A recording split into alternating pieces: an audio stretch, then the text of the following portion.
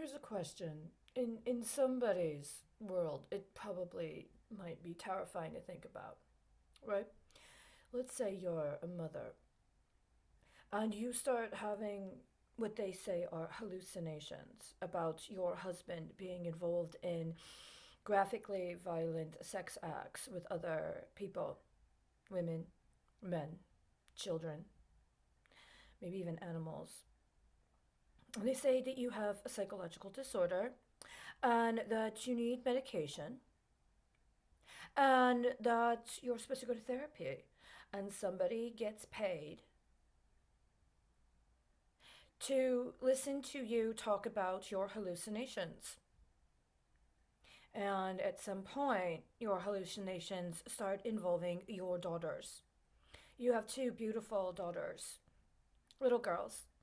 One's blonde with blue eyes, one's got auburn hair, brown eyes. You know enough about genealogical and genetic information to know that you have red hair and hazel eyes. Your husband has blue eyes and blonde hair, but you're redheaded with green eyes. That's two recessive genes. Your husband also has two recessive genes, right? But he doesn't have any redheaded gene, and you don't have any blonde headed gene. That's how it works, right? And then you have a daughter that has auburn hair and brown eyes, right? Nobody seems to think that's strange at the time. You may talk about it in therapy, though. Don't you think? If you're a mother and you had some basic literacy of biology and they tell you in school, or maybe one of your daughters comes home and is talking about what she learned in science class, dominant and recessive genes. Blonde is recessive. Redheads are recessive and very rare. Green eyes, they're very rare too, but they're recessive. Brown eyes are not. So you can have a brown eye and a blue eye, and you can get brown eye. But if you have a blue eye and a green eye, what do you get? How do you get brown eyes from green and blue? Your beautiful little daughter's just learning about this. She's trying to talk to you about it. So you go to your therapist because you're hallucinating, and now you're having these dreams about terrible things happening to your beautiful blonde haired, blue eyed daughter. You talk about it in therapy. Your therapist takes notes. Does your therapist record the sessions? If they record the sessions, do they tell you about it? Does someone sometime later, say when your daughter is maybe not 8 years old anymore, but maybe 15, 7, maybe 8 years down the road, after the time frame during which those records are supposed to be made available to you?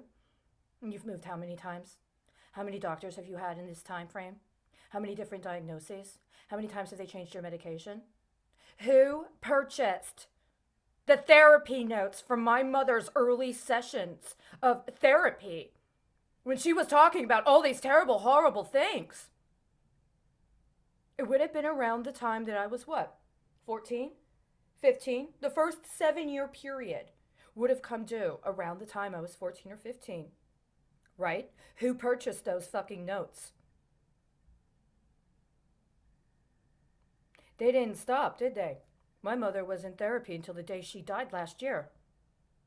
My mother was probably talking about her memories of what she had until at least they gave her electric shock therapy and she was supposed to forget. Who purchased the therapy notes on my mother's psychiatric sessions from the time I was a child until the time I went to college and got busted down for not supporting the Women's Center, and all of a sudden my mom had to have electric shock therapy that she told me made her forget, absolutely black out, completely zap the previous 20 years of her life, which was the entirety of my childhood. Who purchased in 1996 to 1998, who purchased my mother's therapy fucking notes and had to zap her fucking memory so she couldn't remember what they purchased?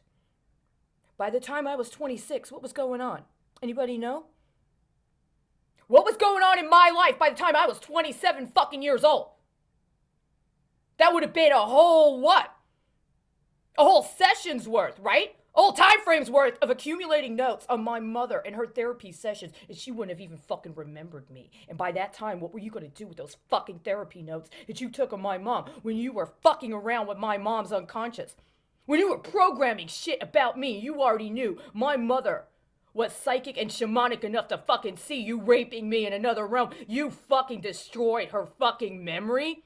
So she couldn't remember what you did to me when I was a little girl while you were trying to do it to me as an adult and get me to become that disgusting, heinous monster you were creating. Who got the fucking patents? Who got the fucking patents and the copyrights on the manners in which you tortured my mother by raping me and my sister in manners that she was able to see, and then telling her she had a disease, so she had to shut up, and she had to take medicine, and go tell it to some fucking doctor that was just gonna co-conspire with you to sell it off. Who'd you sell it to? Did you sell it to Israel? Did you try to pay back Russia? Where the fuck are my mother's therapy notes from when I was a little girl? They were not product lines, assholes. It was evidence. It was evidence of crimes against humanity. Where are they? Every fucking one of them. Every goddamn patent, every fucking weapon you created with every fucking one of them is going to be undone on you. Where the fuck are those notes? Every fucking one of them.